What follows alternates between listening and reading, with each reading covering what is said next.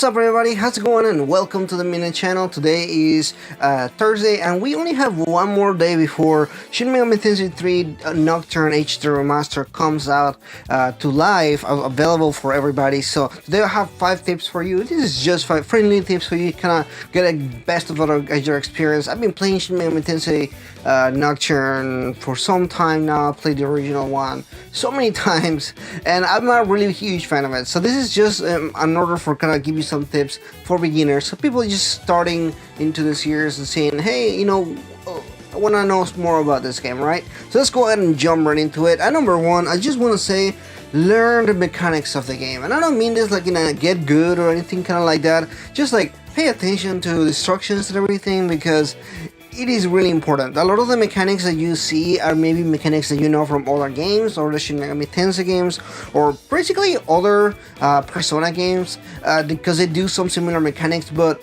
unlike the Persona series, you really do need to use the mechanics here. I encourage you to learn them, encourage you to find some that work for you well. Particularly speed is one that I will recommend to focus on, just because if they can't hit you, or if you can't hit the enemy, you're gonna have a hard time or an easy time depending on how you're doing. So encourage you to get that. Dikaja is another one that it's imperative that you need as soon as possible. There are some bosses that you're gonna need them for, so definitely learn the mechanics of the game.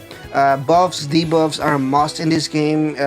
Do get some demons that gear towards that, or even make your character gearing towards buffs. There are so many different variations that you can use this for. So moving up at number 2, we're going to talk about the conversations here. So this story is told in a really archaic way here, and I won't go in detail in our review, but this game doesn't really give you a lot of clues where to go from time to time. So when you're having conversations just around, you go to talk to these balls that are like spirits or something like that, and they kind of talk to you and give you some random conversation. Sometimes those are clues as far as what to go do next. Sometimes you have a cutscene, a small cutscene for like 10 seconds or 30 seconds, and the guy just goes tells you like 2-3 sentences.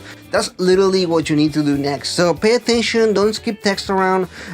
This is not like, again, like Persona or maybe some other Shin Megami Tensei games that have like a big stamp where they tell you where to go. There's no red X in the maps or anything like that, in the map or anything like that. You literally are told one time what you need to do, and hopefully you caught it, because you probably didn't, and then you're gonna walk around for the next like 2 hours kind of trying to find where you need to go next. So really do pay attention to the conversations that you're having.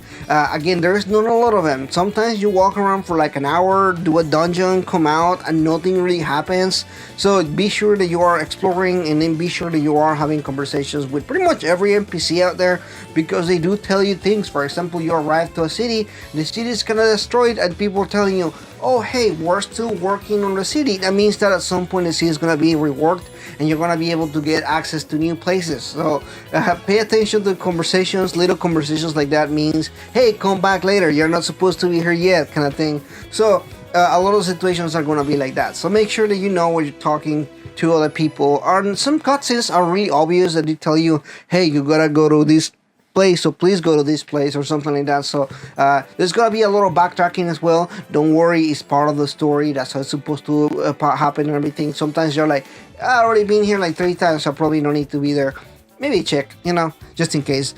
So moving up next, the next one is this game and its stat system. So like any other JRPG, when you fight a boss battle or any kind of battle, you gain some experience points, and as you gain experience points, so obviously you level up. Now what happens with this one is it's actually really stingy when it comes to stat points, because you only get 1 stat point per level up. That means every single time that you're leveling up, you're getting 1 stat. However, there are a lot of different circumstances that can help you get additional stats. I'm not going to go into over in this particular tip point. However, do make sure that you're using those points wisely. For example, if you're building a magical run where your character focuses on doing magic, do be sure that you drop obviously points into magic, but don't drop them in something like vitality or luck or dexterity. Those are not going to help you with your magic. You know, just basically maybe do something like agility and magic, or if you're doing strength, you can probably drop some points into vitality. Strength obviously, and agility as well. Agility, I cannot stress enough, agility in this game will save your ass, so please drop some points into agility regardless of what run you're doing. Agility will help you in some battles. Some battles will you definitely need all the agility you can get, so definitely drop some points into agility and dump the rest into either magic or strength. Be wise when you're using those points. Do not waste them, they don't come often. And my next point is regarding the different Magatama that you get. So that's the way that this system allows you to learn skills over time. You find them, you buy them different. You can find some just kind of randomly exploring. You can buy them from vendors. You can buy them from different places. Some of them they give it to you through story and everything like that. They have different multipliers for different things. Some of them, for example, give you more points on strength. Some of them give you stat points. Those are additional stats that you get. Not only do they give you stats, they also give you different points. I'm sorry, not points. So when you're leveling up, sometimes they will give you random points. For example, towards strength, if you're using a one towards strength, you can get strength points. If you're using one towards magic, it's gonna give you some additional stat points. So be sure that you have the correct ones when you're leveling up. You can also obviously learn skills from them. Each one of them will teach you about, I want to say, like maybe about like 10 skills. Some will do lower, like in 5 skills or something like that. So look through them, maybe find out which one you want to use and everything like that. Personally, if you're doing a strength run, you don't really need much. There's like 2 or 3 of them. So maybe also get some towards buffs and debuffs. There's a couple of them for that. So yeah, there's all these different ways that you can do it. Just be smart, take your time, look through them and everything like that. Find the ones that you truly need. Again, because you don't level up super often in this game, and the level ups do kind of cost you some time to get through and everything. Be wise with your choices. To me, in this game, every stat and every choice that you make really counts, even if it's something like doing something like that. I guess I'll say just pay attention, really. And my final point here is regarding the Amala Network. Now, the Amala Network in this game is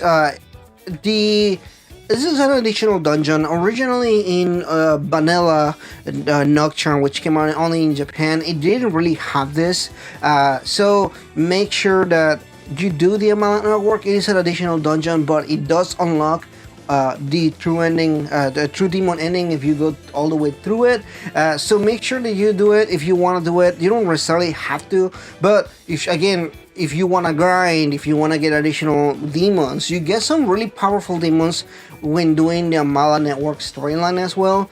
You will see from time to time there's these skeleton demons that show up when they fight you. They are strong bosses, but they're made to allow you to unlock the many kalpas. There's 5 kalpas, and every kalpa has additional bosses that you can fight, everything like that. Again, interesting. It's made so that you can kind of unlock an additional ending that a lot of people want. So if you do want to get the true demon end ring, you're gonna have to go through all the 5 kalpas and fight all the bosses and everything like that. But even if you're not going towards that ending, you should still do it, or at least do partial of it, because that way you can get more demons and you can get more additional stats and everything like that. There's a lot of stuff going on in the Amala Network. Personally, I think that it's good because it does develop more on the story side and everything like that, explain some things and everything like that, like what's going on and everything. So I strongly recommend you doing that. And just a final tip, and this is an additional tip. This is not part of my 5 tips or anything like that. This is a freebie basically. When you start the menu and it tells you that you want to start a game, you want to explain, because the game doesn't really explain to you. The Maniacs edition, which is crazy because Both of the editions with either Raito or Dante are Maniacs. Maniacs Chronicle is the Raito edition, and Maniacs is the Dante edition. However, this game, vanilla, when you start into the game, when you boot it up, Shin Megami Tensei 3 Nocturne, HD Remaster, the version that you buy out of the box, out of your case, is the Maniacs Chronicle edition, which will start you with Raito. Now, if you want to play with Dante, you're gonna have to go into the additional thing if you paid for the DLC and press on Shin Megami Tensei 3 Nocturne Maniacs Edition. This one is gonna be the one for Dante. Be careful, read through it. I know a couple of different people already that they boot up the system and they got Dante instead of Raito or Raito instead of Dante. And fun fact, you cannot change it later. This is one of the, you can change the difficulty at any time, funnily enough, but you are not able to change which of these two you're gonna get. It's pretty much locked. Even if you played an hour, if you played 50 hours, it's still locked into one or the other. So just make sure that you look at it whenever you are starting the game. So again, it's gonna ask you if you want to start the Maniacs edition. That's the one for Dante, and if you're starting the regular one without Dante, that's gonna be the one with Raito. Anyway, thank you so much for watching this, guys. If you're new, please consider liking and subscribing. I wish you all good luck with the game. I hope you guys have a fantastic game. This is one of my favorite games of all time, so I'm really excited to see other people playing the game and everything. I hope these tips work for you. Thank you so much for watching this, and I'll see you guys in the next video. Bye-bye.